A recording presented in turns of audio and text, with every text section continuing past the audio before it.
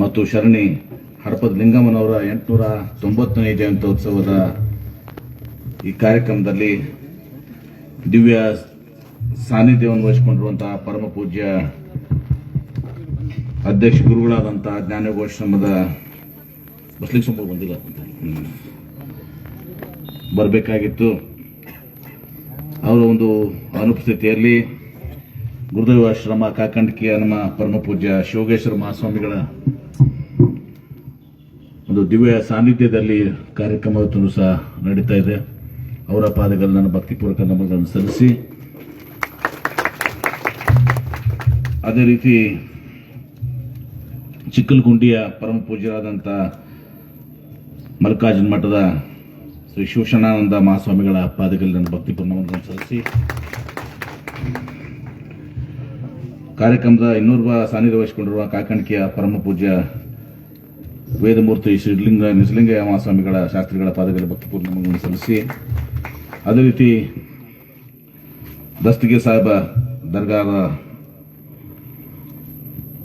ಗುರುಗಳಾದಂಥ ಶ್ರೀ ಸೈಯದ್ ಸಾಹೇಬ್ ಪೀರ ಜಾಗೀರ್ದಾರ್ ಅವರಲ್ಲಿ ಕೂಡ ನಮನಗಳನ್ನು ಸಲ್ಲಿಸಿ, ಅಧ್ಯಕ್ಷತೆಯನ್ನು ವಹಿಸಿಕೊಂಡಿರುವಂಥ ಆತ್ಮೀಯರಾದಂಥ ಶ್ರೀ ರಾಮನಗೌಡ ಪಾಟೀಲ್ರೇ, ಡಾಕ್ಟರ್ ಭೀಮಾಶಂಕರ್ ಶರಣರು, ಸತ್ಯಣ್ಣ ಯರರು, ನಮ್ಮ ಬಾಲ ವಿಕಾಸ್ ಅಕಾಡೆಮಿಯ ಅಧ್ಯಕ್ಷರಾದಂಥ ಸಂಗಮೇಶ್ ಬಬಲೇಶ್ವರ್ ಅವರೇ, ಬಾಪುಗೌಡ ಪಾಟೀಲ್ ಶಿವಗುಣಶಿ ಅವರೇ, ವಿ.ಎಸ್. ಪಾಟೀಲ್ರೇ, ರಾಜೇಂದ್ರ ಪಾಟೀಲ್ರೇ, ಪ್ರಸಾದ್ ಗೌಡ ಪಾಟೀಲ್ರೇ, ಪ್ರಕಾಶ್ ಗೌಡ ಪಾಟೀಲ್ರೇ, ರಫೀಕ್ ಖಾನೆ ಅವರೇ, ಶ್ರೀಮತಿ ಪದ್ಮಾವತಿ ಗೌಡಬ್ಗೋಳ್ ಗ್ರಾಮ ಪಂಚಾಯಿತಿಯ ಅಧ್ಯಕ್ಷನೀರೇ, ರಮೇಶ್ ಹಬ್ಬಿ ಅವರೇ, ಮಲ್ಲು ಪರ್ಸಣ್ಣನವರೇ, ಹಾಗೂ ಅಲಿ ಸಾಬ್ ಕಾಕ್ಕೆ ಅವರೇ, ರಜಾಕ್ ಸಾಬ್ ವಾಲಿಕ್ ಅವರೇ, ಬ್ಲಾಕ್ ಕಾಂಗ್ರೆಸ್ ಕಮಿಟಿಯ ಅಧ್ಯಕ್ಷರಾದಂಥ ಶ್ರೀ ಇಂಗೂಡ ಬಿರಾದಾರ್ ಅವರೇ, ಸಮಾಜದ ಮುಖಂಡರಾದಂಥ ಶ್ರೀ ಅನಿಲ್ ಹಡಪದವರೇ, ಸುರೇಶ್ ಹಡಪದವರೇ, ಸಂಗಪ್ಪ ಹಡಪದವರೇ, ಮಹೇಶ್ ಹಡಪದವರೇ,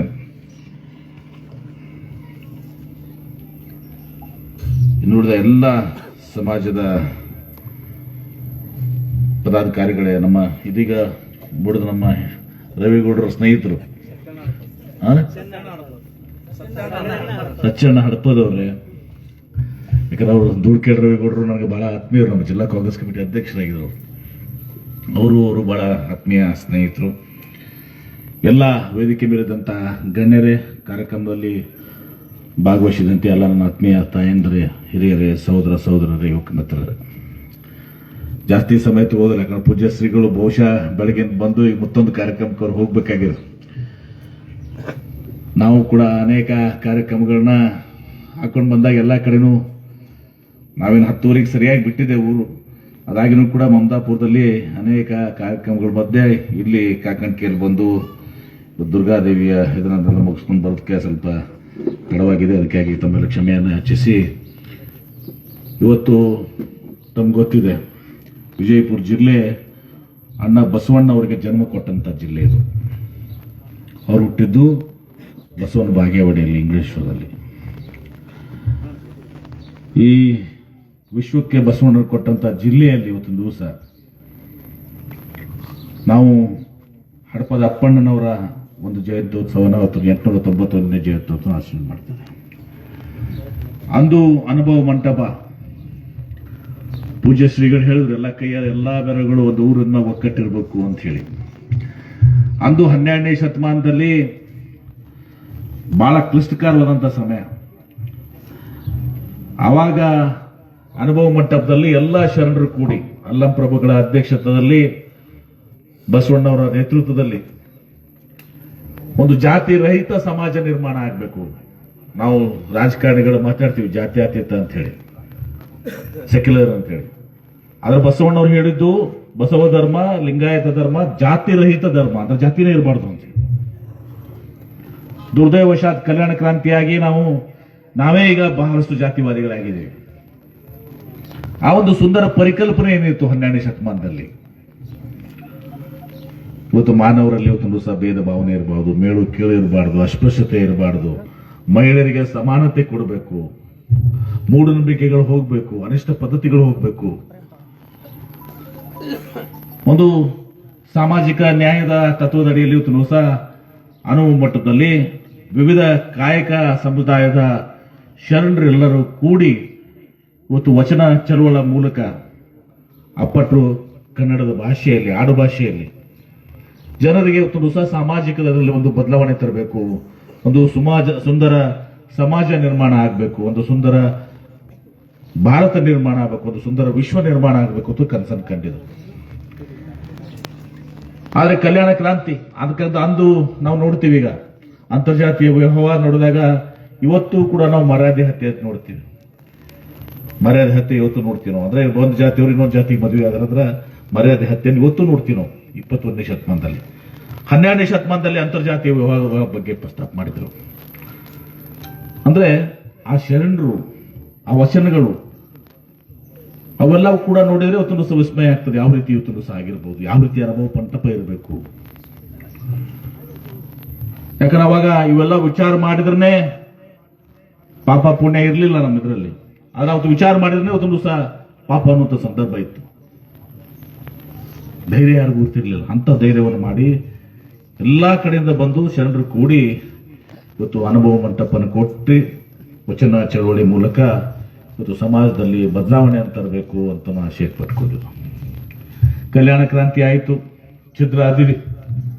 ಬಹುಶಃ ನಾನೇಕ ಸಂದರ್ಭದಲ್ಲಿ ಹೇಳ್ತೇನೆ, ಕಲ್ಯಾಣ ಕ್ರಾಂತಿ ಆಗಿದ್ರೆ ಇವತ್ತು ಸಹ ಬಸವ ಧರ್ಮ, ಇವತ್ತು ಲಿಂಗಾಯತ ಧರ್ಮ, ಹಡಪದಗಳು ನಮ್ಮಲ್ಲಿದ್ರು, ಮಾದಾರ ಚೆನ್ನೈನೂ ಇದ್ರು, ಅಂಬೇಗರ್ ಚೌಡಯ್ಯನೂ ಇದ್ರು. ಇವತ್ತು ಒಂದು ದೊಡ್ಡ ರೀತಿಯ ಇವತ್ತು ಸಹ ಸಮುದಾಯ, ಇವತ್ತು ಸಹ ಧರ್ಮ ಇವತ್ತು ಸಹ ಆಗಿರ್ತಿತ್ತದು. ಎಲ್ಲರೂ ಇವತ್ತು ಜಾತಿ ರಹಿತ ಧರ್ಮ. ಯಾರು ಇಷ್ಟಲಿಂಗವನ್ನ ಹಪ್ಕೊಳ್ತಾರ ಅವರೆಲ್ಲರೂ ಕೂಡ ಲಿಂಗಾಯತರು. ನಾವು ಈಗ ಹೇಳ್ತೀವಿ ಬಾಳ ಸಂದರ್ಭ ಲಿಂಗಾಯತ ನಾವು 17% ಅದೀವಿ ಅಂತ ಹೇಳಿ. ಅನೇಕ ಸಂದರ್ಭದಲ್ಲಿ ನಾವು ವಿಚಾರ ಮಾಡ್ತೀವಿ, ಬರೀ ದೊಡ್ಡ ದೊಡ್ಡ ಸಮುದಾಯಗಳು ಮಾತಾಡ್ತೀವಿ. ಆರಪ್ಪ ಕುಂಬಾರು ನಮ್ಮಲ್ಲಿ ಇದ್ರು, ಕಮಾರು ನಮ್ಮಲ್ಲಿ ಇದ್ರು, ಉಪ್ಪಾರು ನಮ್ಮಲ್ಲಿ ಇದ್ರು, ಹಡಪದ್ರು ನಮ್ಮಲ್ಲಿ ಇದ್ರು, ಡೋರ್ ಕಕ್ಕೈ ನಮ್ಮಲ್ಲಿ ಇದ್ರು. ಯಾರ್ಯಾರು ಇದ್ದಿದ್ರು ಹೇಳ್ರಿ, ಎಲ್ಲರೂ ಇವತ್ತು ಸಹ ಒಂದು ಅನುಭವ ಮಟ್ಟ ತಕ್ಕಿದ್ದಾರ ನೋಡಿ. ಒಂದು ದೊಡ್ಡ ಬದಲಾವಣೆ ಆಗ್ತಾ ಇತ್ತು. ಅದು ದುರದೃಷ್ಟಕರ. ಇವತ್ತು ಸಹ ಕಲ್ಯಾಣ ಕ್ರಾಂತಿ ಆಗಿ ಛಿದ್ರ ಆದವು. ಮತ್ತು ಈಗಿನ ಒಂದು ಸನ್ನಿವೇಶದಲ್ಲಿ ನಮ್ದು ಕೂಡ ಬಹಳಷ್ಟು ತಪ್ಪುಗಳಿದಾವೆ. ನಾವು ಅನೇಕ ಸಂದರ್ಭದಲ್ಲಿ ನಮ್ಮ ಇವೆಲ್ಲ ಲಿಂಗಾಯತರು, ವೀರಶೈವರು ನಮ್ಮೆಲ್ಲ ಮೀಟಿಂಗ್ ಆಗ್ತಿರ್ತಾವಲ್ಲ, ನಾವು ಹೇಳ್ತೀವಿ ಅವಾಗ ನಾವು 17% ಅದೀವಿ. ನಾನು 17 ಯಾಕೆ 50% ಇರ್ತಿದ್ರಿ ನೀವು. ಆದ್ರೆ ಯಾರ್ಯಾರು ನಾವು ಕುಂಬಾರ ಹಚ್ಕೊಂಡಿದೀವ, ಕಮಾರ್ ಹಚ್ಕೊಂಡಿದೀವ, ಹಡಪದ್ ಹಾಕೊಂಡಿವ, ಡೋರ್ ಕಕ್ಕ ಹಚ್ಕೊಂಡಿದೀವ, ಯಾರು ಹಚ್ಕೊಂಡಿದೀವ ನಾವು? ನಮ್ಮವ್ರು ಅಂದಿದೀವ ನಾವು? ಬೀಗ್ತನ ಮಾಡಿದೀವ ನಾವು? ಅವ್ರನ್ನ ಬೀಗ್ತನ ಮಾಡಿದ ದೂರ ಉಳಿಲಿ. ನಮ್ಮವ್ರ ಪಾತ್ ಅಂದಿವರೇ ಅಂದು ಮತ್ತೆ ಅಪ್ಕೊಂಡು ನೀವು ನೋಡ್ರಿ. ಇವತ್ತಿದ್ದು ಹಳ್ಳ್ಯಾಗ ಈ ನಮ್ಮ ಸಂಗಮೇಶ್ ಬಬಲೇಶ್ವರ ಆಗಲಿ, ಬಾಪುಗೌಡ್ರಾಗ್ಲಿ, ನಮ್ಮ ತಲೆ ಮೇಲೆ ಯಾರು ಬರೋ ಹಣೆ ಗೊತ್ತು ಸಿಗುತ್ತಿರಂಗಿಲ್ಲ. ಆದ್ರೆ ಇದೇ ಕುಂಬಾರ, ಕಮ್ಮಾರ, ಹಡಪದಗಳು ಇವರು ಪಾಪ ಹೇಳ್ತಾನೆ ಇವತ್ತು ಕೂಡ ಮನ್ಯಾಗ ಹೊರಗೆ ಬಂದಾಗ ಇಬ್ಬತ್ತಿ ಪಟಾಕಿ ಹೊರಗಡೆ ಹಾಕಿರ್ತಾರೆ. ಇವತ್ತಾರ ಏನಾದ್ರೂ ನಾವು ಅದನ್ನ ಕಾಣಬೇಕಾಗಿದ್ರು ಸಹ ಈ ಸಣ್ಣ ಸಮುದಾಯಗಳಿಗೆ ಕಾಣಬೇಕು.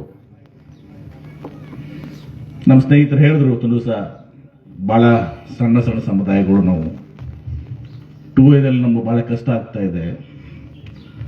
ಈ 2Aದಾಗ ಹಾಲ್ಮತ್ ಸಮುದಾಯ ಇತ್ತು, ಹಾಲ್ ಸಮುದಾಯ ಈಗ ಪ್ರವರ್ಗ ಇದಕ್ಕೆ ಹೋಗ್ಬಿಟ್ಟಿದಾರ. ಮೇಜರ್ ಹೋಗಿದಾರ. ಸ್ವಲ್ಪಿನ 2ನೇ ಸಮುದಾಯ ಗಣಿಗೆ ನಾವು ಅಷ್ಟದೀವಿ, ಹಂಗೇನು ಇದು ಇಲ್ಲ. ಆದ್ರೆ ನೀವು ಒಂದು ಬಹಳ ಯಾಕಂದ್ರೆ ಎಲ್ಲರೂ ಅದಕ್ಕೆ ಬಿದ್ದಾರೆ. ನಾವು ಅನೇಕ ಸಂದರ್ಭದಲ್ಲಿ ಅದನ್ನ ಹೇಳಕ್ ಹೋದ್ರೆ ಬಹಳಷ್ಟು ಆಗ್ತೈತೆ. ಅವರು ಮಾತನಾಡಿದಾಗ ನಿಮ್ಮ ಸಮಾಜದ ಮುಖಂಡರು, ನಮ್ಮ ರವಿಗೌಡರ ಸ್ನೇಹಿತರು ಹೇಳಿದಂಗೆ ಈ 2Aದಾಗ ನಾವು ಕುಂಬಾರ, ಕಮ್ಮಾರ, ಪತ್ತಾರ ಇವೆಲ್ಲ ಸಣ್ಣ ಸಮುದಾಯಗಳು ಜನಸಂಖ್ಯೆ ಜಾಸ್ತಿ ಇದ್ದವ್ರ ಜೊತೆ ನಾವು ಕಾಂಪೀಟ್ ಮಾಡಕ್ ಆಗೋದಿಲ್ಲ ಅಂತ ಹೇಳಿ ಸ್ವಾಭಾವಿಕವಾಗಿದೆ. ಮತ್ತೆ ಇನ್ನೊಂದು ಮಾತು ನೀವು ಹೇಳಿದ್ರಿ, ದೊಡ್ಡ 100 ಎಕರೆ ಗೌಡ್ರು ಅಲ್ಲೇ 2Aದಾಗ ಇರ್ತಾರ, ನಾವು 2Aದಾಗ ಇರ್ತೀವಿ ಅಂತ ಹೇಳಿದ್ರು. ಗೌಡ್ರು ಅಂದಿಲ್ಲ, ನೀವು ಸೌಕಾರ ಗೌಡ್ರು ಅಂದಿಲ್ಲ, ಆದ್ರೆ ಹೇಳಿದ್ ನಾನು. ಆದ್ರೆ ಒಂದ್ ಮಾತನ್ನು ಹೇಳ್ತೀನಿ, ಈ ಕೆನೆ ಪದ್ರ ಇರೋದಲ್ಲ ಇದು, ಈ ಕೆನೆ ಪದ್ರ ಎಲ್ಲದ್ರಾಗ ಅನ್ವಯ ಆಗ್ಬೇಕು. SC/STದಾಗ ಅನುಭವ ಅನ್ನಬೇಕು, 2Aದಾಗ ಲಿಂಗಾಯತರಾಗ ಹೋಗ್ಬೇಕು, ಯಾವುದೇ ಸಮುದಾಯ, ಮುಸ್ಲಿಮರ ಸಮುದಾಯ ಎಲ್ಲದ್ರಾಗ ಆಗ್ಬೇಕು. ಈ ಕೆನಿ ಪದ್ರನೇ ಉತ್ತಮ ಎಲ್ಲವನ್ನು ತೆಗೆದುಕೋತಾ ಇದೆ. ನಾ ಬಹಳಷ್ಟು ನೋಡಿನಿ, ಹೇಳಕ್ ಬರಂಗಿಲ್ಲ. ಇಷ್ಟೇ ನಾವು ಹೇಳಿದ್ರೆ ಮತ್ತೆ ದೊಡ್ಡದು, ಮತ್ತೆ ಈಗ ಟಿವಿದಾಗ ಅದನ್ನ 4 ದಿವಸ ನಮ್ಮ ಹೆಸರಲ್ಲಿ ಗುಮಾಸ್ತಾರ ಅವರು. ದೊಡ್ಡ ಎಲ್ಲರೂ ನೋಡ್ರಿ, ದೊಡ್ಡ ದೊಡ್ಡ ರಾಜಕಾರಣಿಗಳು, MLAಗಳು, ಮಿನಿಸ್ಟರ್ಗಳು, MP ಗಳು, ಇವತ್ತು ಯಾವುದೇ ಒಂದು ಸಮುದಾಯ ತಗೊಳ್ರಿ, IAS ಆಫೀಸರ್ಗಳು, IPS ಆಫೀಸರ್ಗಳು, ಬೇರೆ ಬೇರೆ ಇನ್ನೂ ಅನೇಕ, ಅವ್ರ ಅಟ್ಟೆ ಇರ್ತದ, ಅವರೇ ಇದನ್ನ ಪಡ್ಕೋತಾರೆ ಈ ಮೀಸಲಾತಿಯನ್ನು. ಆ ಕಡು ಬಡುವ ಅಲ್ಲೇ ಇರ್ತಾನೋ, ಅರೆ ಕೆರೆ ಪದ್ರ ಅಂತಾರಲ್ಲ, ಕ್ರಿಮಿ ಲೇಯರ್ ಅಂತೀವಿ ನಾವು. ಈ ಕ್ರಿಮಿ ಲೇಯರ್ ಹೋದ್ರೆ ಮಾತ್ರ ನನಗೆ ಅವಕಾಶ, ನನಗೆ ಮೀಸಲಾತಿ ಅವಕಾಶ ಇಲ್ಲಪ್ಪ, ಅವಶ್ಯಕತೆ ಇಲ್ಲ ನನಗೆ, ನಾನು ತಗೋತೀನಂದ್ರ ಯಾರು ಬಿಡಂಗಿಲ್ಲ. ಈಗ ಮೊದಲು ಅವರೇ ಇರ್ತಾರ, ಪಾಪ ಬಡವರು ಕಟ್ ಬಡವ್ರು ಹಿಂದಿರ್ತಾರ, ನಾವೇನು ಮುಂದಿರ್ತೀವಲ್ಲ, ನಾವೇ ಮೊದಲು ತಗೋತೀವಿ ಮೀಸಲಾತಿ. ಮತ್ತು ತಾವೇನು ಇದನ್ನು ಹೇಳಿದ್ರಿ, ಮುಖ್ಯಮಂತ್ರಿಗಳು ಅವರು ಬಸವ ಧರ್ಮವನ್ನು ಪಾಲನೆ ಮಾಡ್ತಾರೆ. ಸಿದ್ದರಾಮಯ್ಯ ಅವರು ಸಾಮಾಜಿಕ ನ್ಯಾಯದ ಪರವಾಗಿದ್ದಾರೆ. ನೀವು ಒಂದು ಲಿಸ್ಟ್, ಒಂದು ಮನವಿ ಪತ್ರ ಮಾಡ್ಕೊಡ್ರಿ, ಹಿಂಗೆ ನಮ್ಗೆ ಆಗ್ತದೆ, 2A ನಮ್ಗೆ ಹಿಂಗೆಲ್ಲ ಆಗ್ತದೆ, ಇದು ಹಾಕೊಡಿ ಎಲ್ಲ ನಮಗೆ. ಇದು ನಿಮ್ಮ ಮತ್ತೆ ಒಂದು ದೊಡ್ಡ ಇದು ಅಂದ್ರೆ ನೀವು ನಿಮ್ಮನ್ನ ಒಬ್ಬರದೇ ಕೇಳಿಲ್ಲ, ಕೇಳ್ಬೋದಾಗೈತೆ ನೋಡಪ್ಪ. ನೀವು ಎಲ್ಲರದನ್ನು ಕೂಡ ಕೇಳಿದ್ರಿ, ನಿಮ್ಮಂತೆ ಯಾರ್ಯಾರು ಸಣ್ಣ, ಅದು ನಮ್ಗೆ ದೊಡ್ಡಷ್ಟು ಕೇಳ್ತೀನಿ ಸರ್, ಅದನ್ನು ಕೊಡಿ, ಅದನ್ನು ಕೊಡ್ರಿ, ಅದನ್ನ ಕೊಟ್ಟ ಒಂದು ಲಿಸ್ಟ್ ಇದು ಮಾಡ್ಕೊಡ್ರಿ, ನೋಟ್ ಮಾಡ್ಕೊಡ್ರಿ. ಮುಖ್ಯಮಂತ್ರಿಗಳು ನಿಮ್ಮ ಭೇಟಿನೂ ಮಾಡಿಸ್ತೀನಿ ನಾನು, ಅಧಿವೇಶನ ಸಂದರ್ಭದಲ್ಲಿ ನಿಮ್ಮನ್ನ ಭೇಟಿನೂ ಕೂಡ ಮಾಡ್ತೀನಿ. ನೀವು ಒಂದು 8-10 ಜನ ಎಲ್ಲ ಸಮುದಾಯ ಕೂಡ್ಕೊಂಡು ಬರ್ರಿ, ಮುಖ್ಯಮಂತ್ರಿಗಳು ಭೇಟಿ ಮಾಡಿ ನಿಮಗೆ ನ್ಯಾಯ ಒದಗಿಸುವಂತ ಒಂದು ಪ್ರಯತ್ನಕ್ಕೆ ನಾನು ಕೈ ಹಾಕ್ತೀನಿ ಅನ್ನೋ ಮಾತನ್ನ ಸಂದರ್ಭದಲ್ಲಿ ಹೇಳಿಕೆ ಬಯಸ್ತೀನಿ. ಇವತ್ತು ಹಡಪದ ಅಪ್ಪಣ್ಣನವರು ಮುಖ್ಯವಾಗಿ ನಾವು ಬರೀ ಇದೇ ಮಾತಾಡಿದೀವಿ. ಹಡಪದಪ್ಪನವ್ರು ಯಾರು ತಮ್ಮೆಲ್ಲರಿಗೂ ಗೊತ್ತಿರಬೇಕು. ಇವತ್ತು ಅಣ್ಣ ಬಸವಣ್ಣವರ ಆಪ್ತ ಕಾರ್ಯದರ್ಶಿಗಳು, ಅವರ ಆಪ್ತ ಕಾರ್ಯದರ್ಶಿಗಳು. ಎಲ್ಲಿವರೆಗೆ ಹಡಪದಪ್ಪನವರ ಒಂದು ಪ್ರಭಾವ ಆಯಿತು ಸಹ ಬಸವಣ್ಣವರ ಮೇಲೆ, ಅಲ್ಲಂ ಪ್ರಭುಗಳ ಮೇಲೆ ಇತ್ತಂದ್ರೆ ಪ್ರತಿಯೊಂದನ್ನು ಅವ್ರು ನಿಭಾಯಿಸ್ತಿದ್ರು. ಅನೇಕ ಸಂದರ್ಭದಲ್ಲಿ ಕೆಲವ್ರಿಗೆ ಮಣ್ಣು ಒಯ್ದಿದ್ರೆ ಅದನ್ನ ಬಗೆಹರಿಸುವಂತದ್ದು ಕೂಡ ಇವತ್ತೊಂದು ಸಹ ಹಡಪದಪ್ಪನವ್ರ ಕೆಲಸ ಆಗಿತ್ತು. ಎಲ್ಲರನ್ನ ಒಗ್ಗೂಡಿಸುವಂತ ವಚನ ಇದರಲ್ಲಿ ಇವತ್ತೊಂದು ಸಹ ಅನುಭವ ಮಟ್ಟದಲ್ಲಿ ಎಲ್ಲರನ್ನ ಕೂಡಿಸಿ ಇವತ್ತೊಂದು ಸಹ ಬಸವಣ್ಣವರಿಗೆ, ಅವರ ಕುಟುಂಬಕ್ಕೂ ಕೂಡ, ಅಲ್ಲಂ ಪ್ರಭುಗಳಿಗೆ ಕೊಂಡಿಯಾಗಿ ಇವತ್ತೊಂದು ಸಹ ಅನೇಕ ಸಂದರ್ಭದಲ್ಲಿ ಅಲ್ಲಂ ಪ್ರಭುಗಳಿಗೆ ಹೆಚ್ಚು ಬಸವಣ್ಣವ್ರದ್ದು ಮಾಡ್ತಾರೆ ಅಂದಾಗ ಉಳಿದೆಲ್ಲ ಶರಣರಿಗೂ ಕೂಡ ಸಮಾಧಾನ ಮಾಡುವಂತ ಕೆಲಸ ಇವತ್ತು ದಿವಸ ಹಡಪದಪ್ಪನವ್ರದಾಗಿತ್ತು. ಇವತ್ತು ಅನೇಕ ಜಿಜ್ಞಾಸೆಗಳಿದಾವ.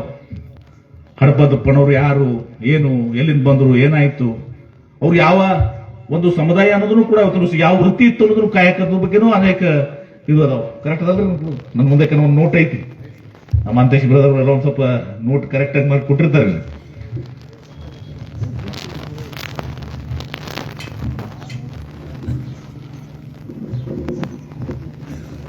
ಆದ್ರೆ ಎಷ್ಟೇ ಹೇಳ್ಬೇಕು,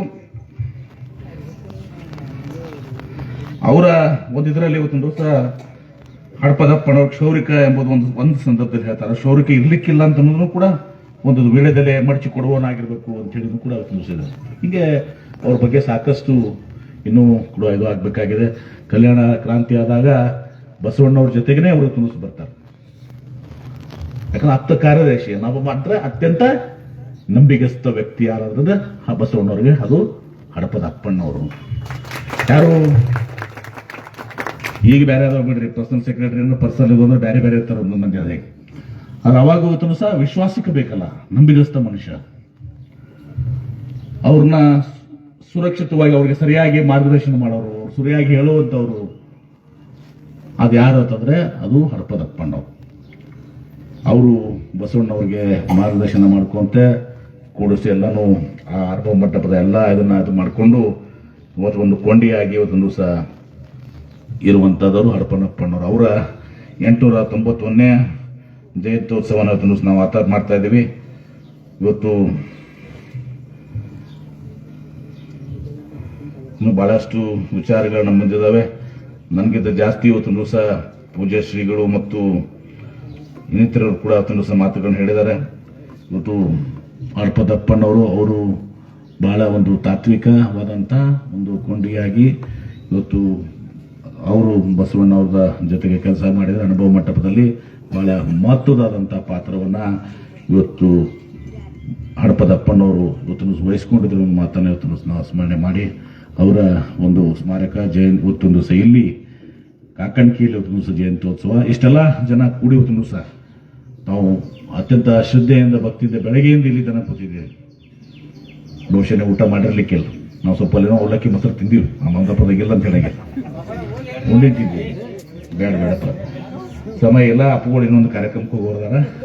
ಹೀಗಾಗಿ ಈ ಎಲ್ಲ ಬಸವಾದಿ ಶರಣರು ಒಂದು ಸುಂದರ ಸಮಾಜ ನಿರ್ಮಾಣ ಆಗಬೇಕು, ಒಂದು ಜಾತಿ ರಹಿತ ಸಮಾಜ ನಿರ್ಮಾಣ ಆಗಬೇಕು ಅಂತ ಹೇಳಿ ಕನಸನ್ನು ಕಂಡಿದ್ರು.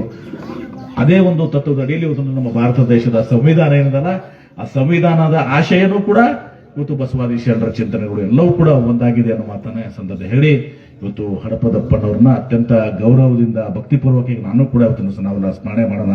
ಅವ್ರು ಮಾಡಿದಂತ ಕಾರ್ಯ ಇವತ್ತೊಂದು ದಿವಸ ಅನುಭವ ಮಂಟಪದಲ್ಲಿ ಬಸವಣ್ಣವರ ಆಪ್ತ ಕಾರ್ಯದರ್ಶಿಯಾಗಿ ಬಹಳ ದೊಡ್ಡ ಕೆಲಸವನ್ನು ಇವತ್ತೊಂದು ದಿವಸ ಮಾಡಿದ್ದಾರೆ. ಬಹಳ ಶ್ರದ್ಧೆಯಿಂದ ಭಕ್ತಿಯಿಂದ ಇವತ್ತೊಂದು ದಿವಸ ಕೆಲಸ ಮಾಡಿದ್ದಾರೆ. ಬಹಳ ಮೇಧಾವಿತನದಂದು ಕೂಡ ಇವತ್ತೊಂದು ಕೆಲಸ ಮಾಡ್ಕೊಂಡು, ಯಾಕಂದ್ರೆ ಎಲ್ಲರೂ ನಿಭಾಯಿಸುವುದು ಅಷ್ಟು ಸರಳಲ್ಲ. ನಮ್ಮ ಮನೆಗೆ 4 ಮಂದಿ ಬೇರೆ ಬೇರೆ ಇರ್ತೀವಿ ನಾವು. ಇದೆಲ್ಲರನ್ನೂ ಕೂಡ 770 ಶರಣರನ್ನು ಸದ್ ಮಾಡ್ಕೊಳ್ಳುವಂಥದ್ದು ಬಹಳ ಕಠಿಣವಾದಂಥ ಕೆಲಸ. ಆ ಒಂದು ಕಾರ್ಯವನ್ನು ಬಹಳ ಶಿಸ್ತಿನಿಂದ ಅವರು ಮಾಡಿದ್ದಾರೆ ಅನ್ನೋ ಮಾತನ್ನ ಸಂದರ್ಭ ಹೇಳಿ, ನಾನು ಬಹಳ ಸಂತೋಷದಿಂದ ಇಲ್ಲಿ ಈ ಕಾರ್ಯಕ್ರಮದಲ್ಲಿ ಭಾಗವಹಿಸಿದ್ದೀನಿ. ತಮ್ಮೆಲ್ಲರಿಗೂ ಇವತ್ತೊಂದು ಬಸವಾದಿ ಶರಣರು ಒಳ್ಳೇದು ಮಾಡಲಿ, ದೇವರು ಒಳ್ಳೇದು ಮಾಡಲಿ ಅಂತ ಹೇಳಿ ಈ ಸಂದರ್ಭದಲ್ಲಿ ಹಾರೈಸಿ, ನಿಮ್ಮ ಸಮುದಾಯದ ಏನು ತಾವು ಬೇಡಿಕೆ ಇಟ್ಟಿದ್ವಿ ಅದು ಆಗ್ತದೆ ಬಿಡ್ತದೆ 2ನೇ ಮಾತು ಕೊಂಡಿಯಾಗಿ ಇವತ್ತೊಂದು ದಿವಸ ನಾನು ಹಡಪದಪ್ಪನವ್ರ ಬದಲೇ ಹೆಂಗೆ ಮಾಡಿದ್ರಲ್ಲ ಮುಖ್ಯಮಂತ್ರಿಗಳಿಗೆ ನಾನು ಇವತ್ತೊಂದು ದಿವಸ ಆ ಕಾಲಕ್ಕೆ ನಾನು ಮಾಡ್ತೀನಿ. ಅವರೆಲ್ಲರನ್ನೂ ಸೇರಿಸಿ ಮುಖ್ಯಮಂತ್ರಿಗಳಿಗೆ ನಿಮ್ಮ ಮನವಿಯನ್ನು ಕೊಟ್ಟು ಮುಖ್ಯಮಂತ್ರಿಗಳಿಗೆ ತಿಳಿಸುವಂತ ಕೆಲಸವನ್ನು ಮಾಡ್ತೀನಿ. ಅದೇ ರೀತಿ ನಮ್ಮ ಬ್ಯಾಕ್ವರ್ಡ್ ಕ್ಲಾಸ್ ಕಮಿಷನ್ ಚೇರ್ಮನ್ ಏನಿದಾರಲ್ಲ, ಮಧು ನಾಯಕ್ ಅವರಿದಾರ, ಅವ್ರಿಗೂ ಕೂಡ ನಾನು ನಿಮ್ಗೆಲ್ಲ ಇದು ಮಾಡಿಕೊಡ್ತೀನಿ. ಜಯಪ್ರಕಾಶ್ ಹೆಗಡೆ ಅವರು ಹಿಂದಿದ್ರು, ಅವರು ಬಹಳ ಆತ್ಮೀಯ ಸ್ನೇಹಿತರು, ಚಿಕ್ಕಮಗಳೂರು ಎಂಪಿ ಆಗಿದ್ದಾಗ ನಡ್ಕೊಂಡು ಬಹಳ ಒಟ್ಟಾರೆ ನಿಮಗೆ ಒಂದು ಪ್ರಯತ್ನವನ್ನ ಇವತ್ತು ದಿವಸದಲ್ಲಿ ಪ್ರಾರಂಭ ಮಾಡೋಣ ಅನ್ನೋ ಮಾತನ್ನ ಸಂದರ್ಭದಲ್ಲಿ ಹೇಳಿ ಇವತ್ತು ತಮ್ಮೆಲ್ಲರಿಗೂ ವಂದಿಸಿ ನನ್ನ ಮಾತಿಗೆ ವಿರಾಮ ಹಾಕ್ತೀನಿ. ಎಲ್ಲರಿಗೂ ನಮಸ್ಕಾರ.